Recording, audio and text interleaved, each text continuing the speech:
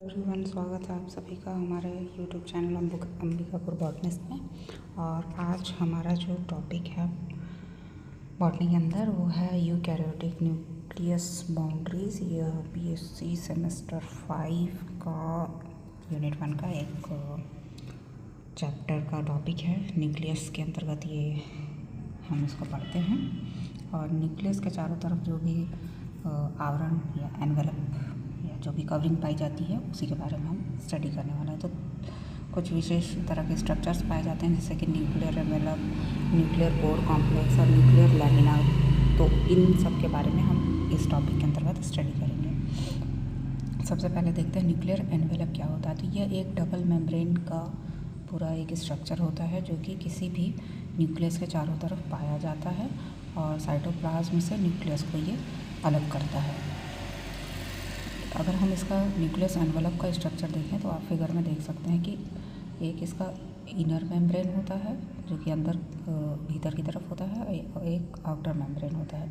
बीच वाला जो स्पेस होता है उसे हम पेरीन्यूक्लियर स्पेस कहते हैं और इनर मेम्ब्रेन के भीतर में के बाद वाले जो पार्ट होते हैं उसको हम न्यूक्लियर लैमिना कहते हैं। इस आउटर मेम्ब्रेन में बहुत सारे प्रोजेक्शंस मिलते हैं। जो छोटे छोटे उभरे हुए कण आपको दिखाई दे रहे हैं वो राइबोसोम्स होते हैं और इन्हीं में न्यूक्लियर पोर कॉम्प्लेक्स भी पाया जाता है।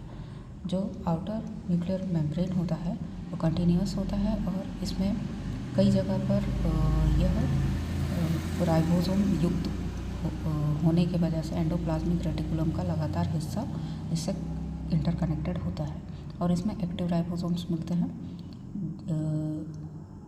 इसके जो साइटोसोल वाले फेस हैं उस ओर जो इनर न्यूक्लियर मेम्ब्रेन है वो न्यूक्लियस के भीतर वाले भाग में मिलता है और इसमें कुछ विशेष तरह के मेम्ब्रेन प्रोटीन जैसे LBR, LAP2, एमेरिन वगैरह पाए जाते हैं।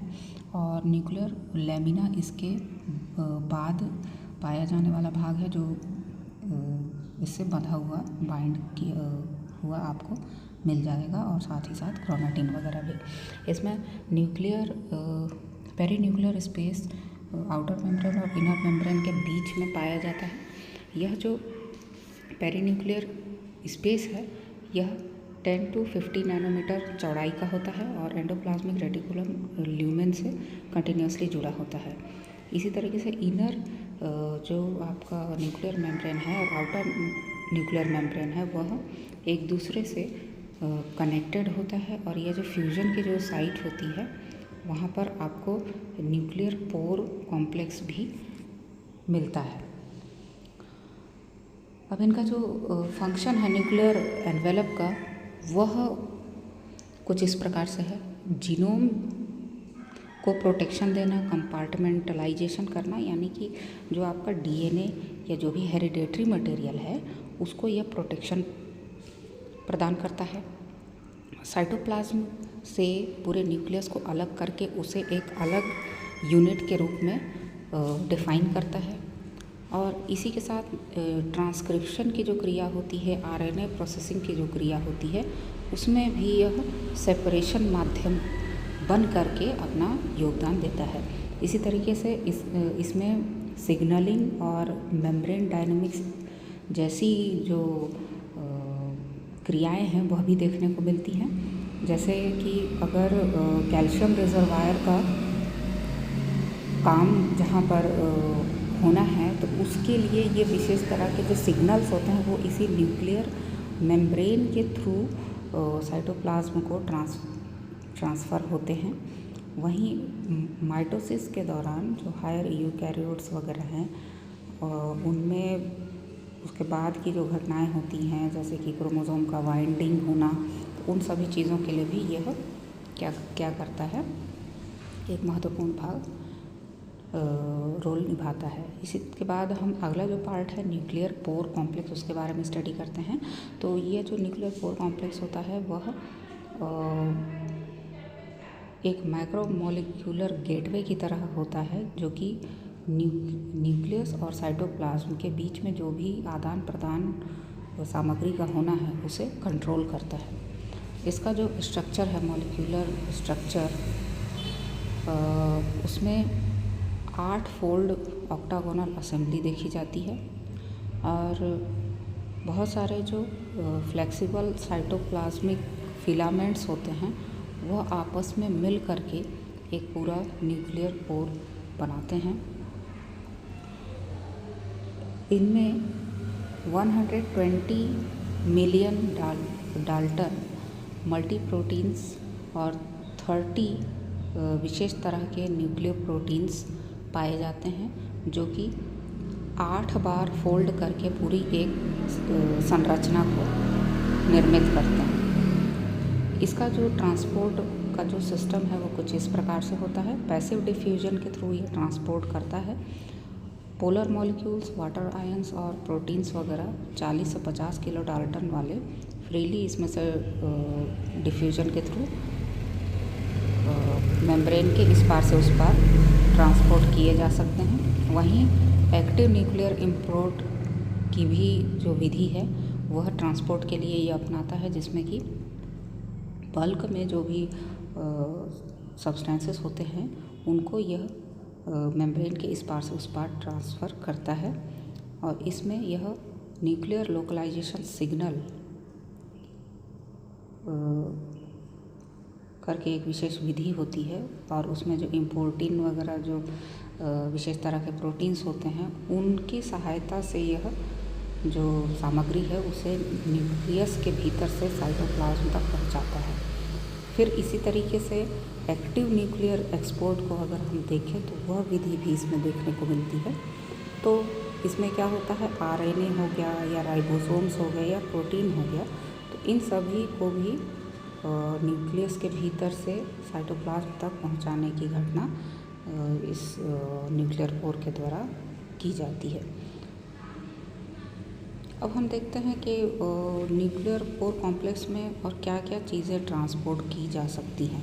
स्मॉल आयंस मेटाबोलाइट्स जो कि 5 किलो डाल्टन से कम के हैं वो तुरंत पास हो जाते हैं। जो छोटे प्रोटीन, छोटे साइज़ के जो प्रोटीन्स हैं 20 से 40 किलो डाल्टन के, वो और तेज़ी से ट्रांसपोर्ट हो जाते हैं। एक्टिव इम्पोर्टिन विशेष तरह का प्रोटीन है उसके साथ जो कि 50 किलो डाल्टन से कम का होगा, तो वो आपका 1000 की संख्या में उनकी ट्रांसलोकेशन पर सेकंड हो सकती है।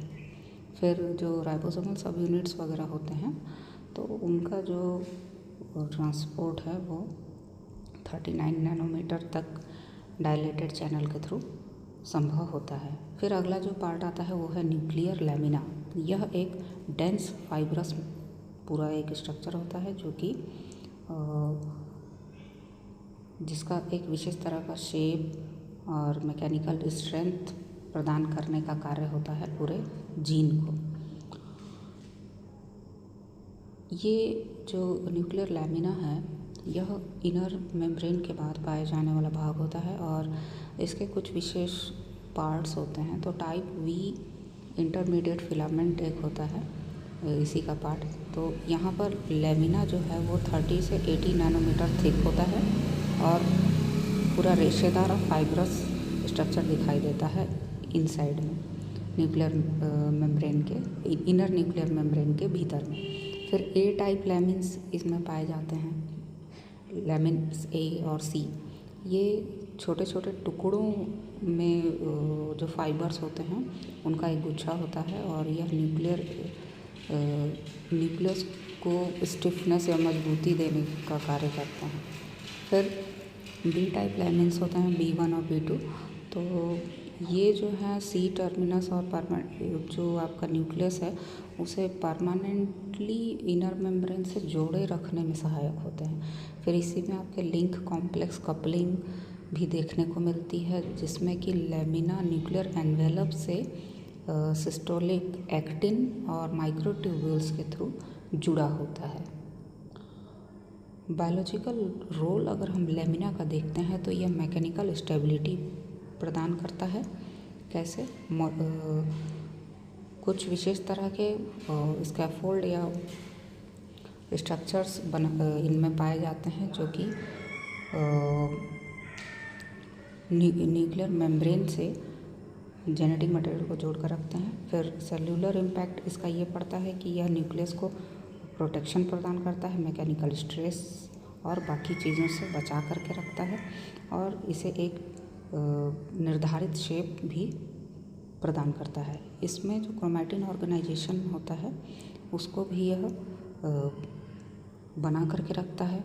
कैसे बना के रखता है तो हेट्रोक्रोमैटिन और लैमिना हेट्रोक्रोमैटिन नाम के प्रोटीन की सहायता से लैमिना एसोसिएटेड जो डोमेन्स होते हैं उनके सहारे यह क्रोमैटिन के पूरे ऑर्गेनाइजेशन को बना करके रखता है।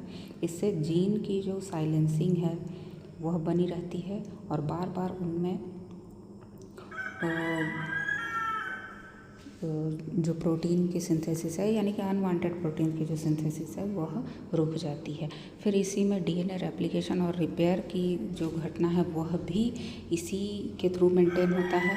तो कैसे होता है वह, उसके लिए लगातार रेप्लिकेशन फैक्टर्स वगैरह जो होते हैं और डीएनए रिपेयर मशीनरी जो होता है उसके मदद के थ्रू यह पूरा डीएनए रेप्लिकेशन और रिपेयर का मैकेनिज़्म ये कंडक्ट कराता है। इससे जीनोमिक इंटेग्रिटी और सेल साइकिल की कोऑर्डिनेशन आपस में बनी रहती है। फिर इसी में आपका माइटोसिस की जो घटना है वह कंट्रोल भी की जाती है। CDK1 नाम का एक जो प्रोटीन होता है जो अर्ली प्रोफेज के दौरान एक्टिव होता है उसकी मदद से इसको कंट्रोल किया जाता है। यह भी आपका लैमिना के थ्रू ही होता है। न्यूक्लियर एनवेलप के ब्रेकडाउन की जो घटना है ओपन माइटोसिस में वह भी इसी के थ्रू देखी जाती है। अब after completion of this topic मैं इसको वाइंड अप करती हूँ और कमेंट सेक्शन ओपन है आपके क्वेश्चंस और इससे रिलेटेड कोई भी क्वेरीज़ के लिए। और लास्ट में thank you so much. Please इस वीडियो को आप लाइक कर दीजिए, चैनल को सब्सक्राइब कर दीजिए और शेयर कर दीजिए अपने दोस्तों को ताकि उन्हें भी इसके बारे में और जानने को